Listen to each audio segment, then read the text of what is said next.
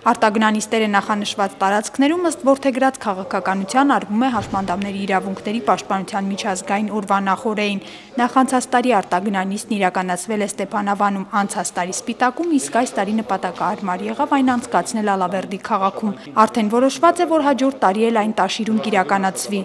Արտագնանիստերը լավ հնարավորություն են ընձեռում տեղում ծանոթանալու համայնքի խնդիրներին, նպատակներին և համագործակցության նոր հեռանկարներ են տալիս։ Սա նաև բնակչության շրջանում իրազեկման աշխատանքներ ծավալելու լավ առիթ է հանդիսանում, նշում է Վալերի Ջաղինյանը։ Ես հուսով եմ, որ մի քանի տարի հետո մենք ունենանք արդեն լավ իրազեկված մարզ, եւ ասեմ, որ Լոռու մարզը բավականին առաջ է հանրապետության մյուս մարզերում եւ դա ուրեմն խիստ տրամաբանական, քանի որ մեր մարզում եւ կրթականությունն է բարձր եւ ուրեմն նաեւ բացի այդ նաեւ գրագետ ժողովուրդ է մեր մարզում։ Ես ասեմ, որ ես մի փոքր նմանացնում եմ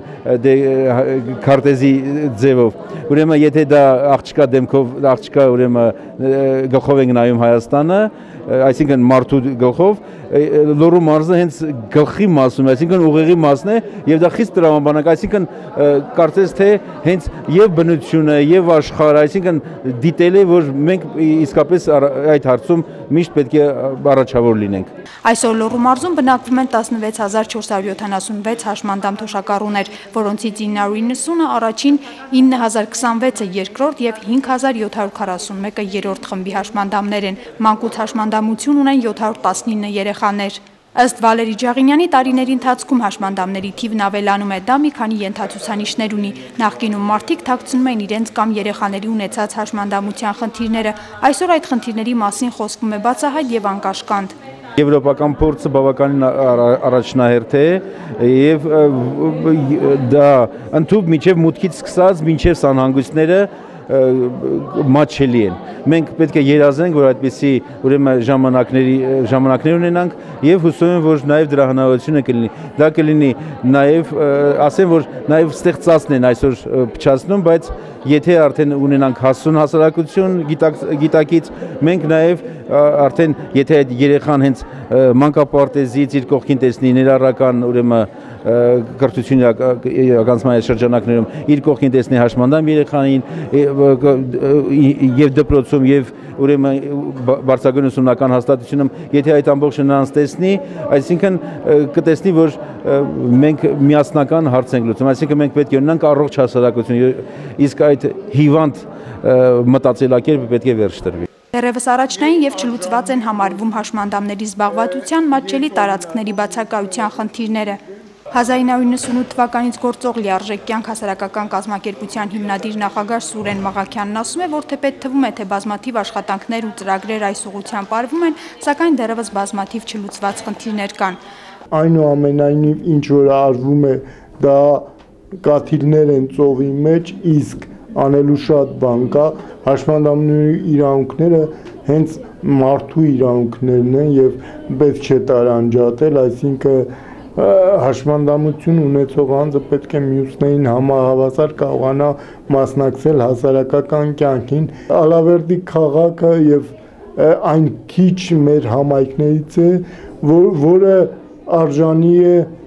գովասանքի այն առումով, որ խնդիրների ընկալման։ Իհարկե խնդիրները շատ նույնն են, ինչ որ մյուս քաղաքներում, բայց լուծման պատրաստակամությունը, աշխատավոճը,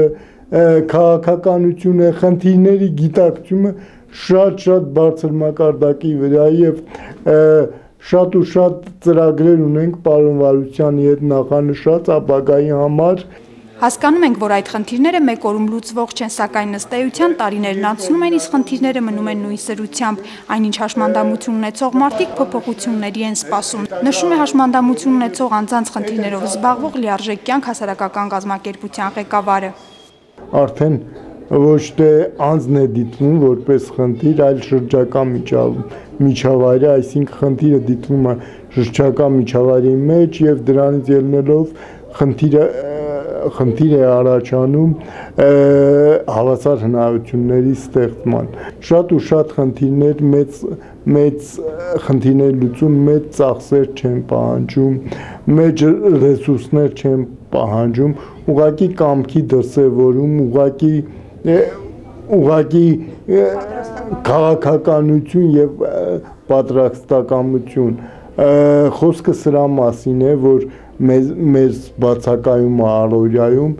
Հատուկ կարիքներ ունեցող մարդկանց ու նրանց խնդիրներով զբաղվող հասարակական կազմակերպություններին ինչ-որ ձևով օժանդակություն ցույց տված մարդիկ ու կազմակերպությունները շնորհակալագրեր ու պատվոգրեր ստացան Լոռու մարզպետի, Ալավերդու քաղաքապետի եւ լիարժեք կյանք հասարակական կազմակերպության կողմից։ Մարզպետի շնորհակալագրի արժանացան Առաքելություն Հայաստան բարեգործական ճաշարանի մենեջեր Այծեմնիկ Մկրտումյանն ու Մանես բարեգործական հիմնադրամի գործադիր տնօրեն Ավետ Թամազյանը։ Ալավերդու քաղաքապետ Արտավազդ Վարոսյանն էլ պատվոգրերի արժանացրեց հաշմանդամություն ունեցող երեխաների մանկական կոլեկտիվներին ընդգրկելու գործով զբաղվող թիվ 6 նախադպրոցական հաստատության սոցիալական աշխատող Անի Ղարդյանին եւ ներառական կրթություն իրականացնող թիվ 5 դպրոցի երկարամյա մանկավարժ Օլեգ Իգնատենկոին։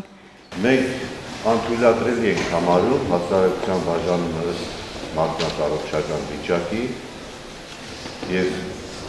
չենք գտնում, որ ֆիզիկական արածի բացակայությունը լիարժեքության չափանիշ է եւ հակառակը։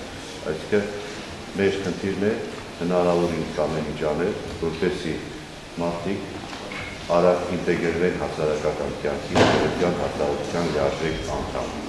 Կայացավ նաև 2007 թվականից հրատարակվող լիարժեք կյանք լրատուի կողմից հաշմանդամություն ունեցող անձանց իրավունքների պաշտպանության մեկամսյակին նվիրված հաջողակ պատմություն խորագրով մրցույթի ամփոփումը։ Լավագույն 3 պատմության հեղինակները հասարակական կազմակերպության կողմից մրցանակների արժանացան։ Երրորդ տեղ հաղթել է Տաթևիկ Շեգիկյանը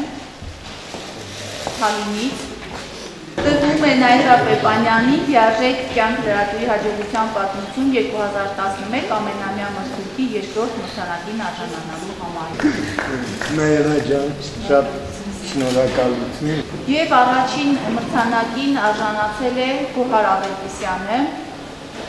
Վարդաբլու համայնքից։